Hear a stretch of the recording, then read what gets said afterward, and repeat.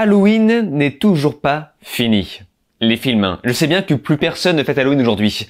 Donc heureusement que le cinéma est toujours là pour ça.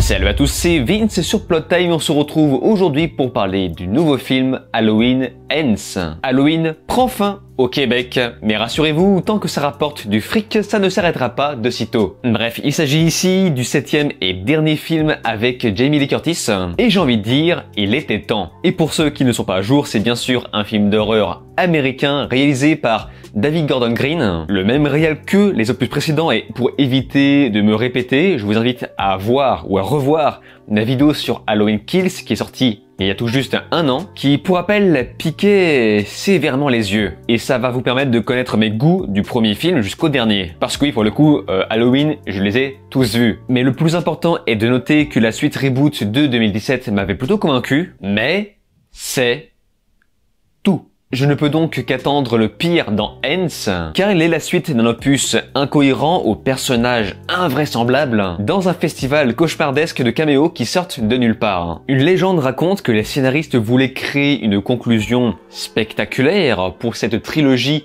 de reboot. Et franchement, dites-vous bien que actuellement, je suis lubrifié. Donc dans le meilleur des cas, je pourrais presque prendre plaisir dans ce final. Presque. You came here to kill me, so do it. Nous nous retrouvons 4 ans après les événements de Halloween Kills. Laurie veille sur sa petite fille Allison et finit d'écrire son livre. Durant tout ce temps, Michael Myers se croupit dans l'ombre à manger son caca pour survivre. Jusqu'au jour où un mystérieux jeune homme apparaît. Corey Cunningham. Accusé d'un meurtre accidentel, Laurie va se découvrir des talents de psychologue pour tenter d'aider ce jeune homme contre ses démons intérieurs. Et là vous allez me dire, mais quel est donc le rapport avec les films Halloween ?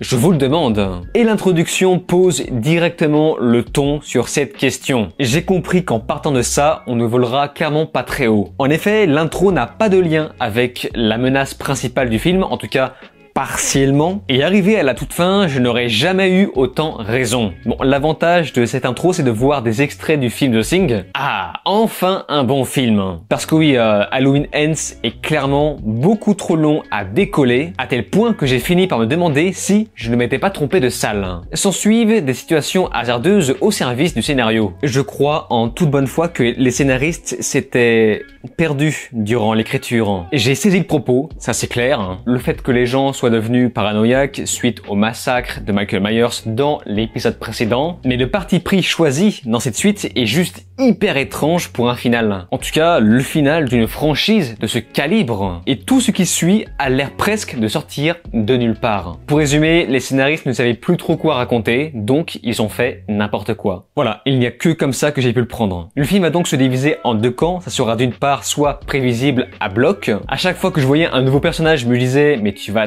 tellement mourir mon gars. Et d'une autre, si le film n'est pas prévisible, c'est pour être complètement absurde. Il y a des moments où je me suis dit, mais si là le mec rêve, je pense que le mec rêve et il va finir par se réveiller. Ah non, non, c'est le film, c'est comme ça. Et sans parler de la relation entre les personnages qui est un grand WTF, tout est fake, rien n'est vraiment naturel. Et l'invraisemblance des dialogues n'aide en rien. Jusqu'à ce que je me dise, ça y est, je l'ai trouvé le problème. Ce sont ces personnages de 25 à 30 balais qui se comportent comme des gamins de 12 ans. C'est ça qui choque en fait. Les protagonistes prennent les pires décisions à chaque fois, du figurant à l'héroïne. Ce final va mettre en scène un nouveau personnage qui va s'embourber dans un enchaînement de situations improbables à la Rick et Morty, avec une romance pour le moins abracadabrantesque. Et quand on arrive à la fin, franchement, on se dit mais tout ça pour ça? Ce qui veut dire que tout l'arc qui a été façonné autour du personnage de Corey durant tout ce film n'aura donc servi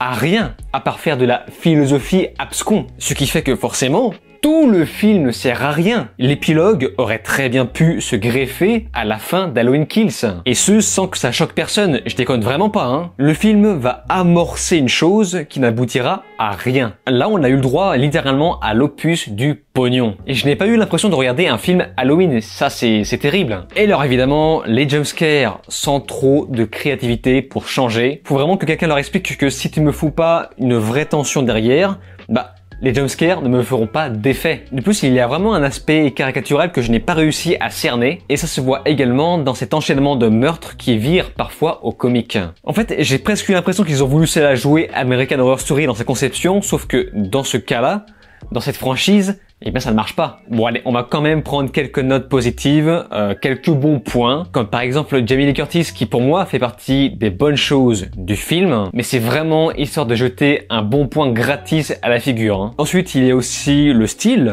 il y a un style vraiment très intéressant qui fait très...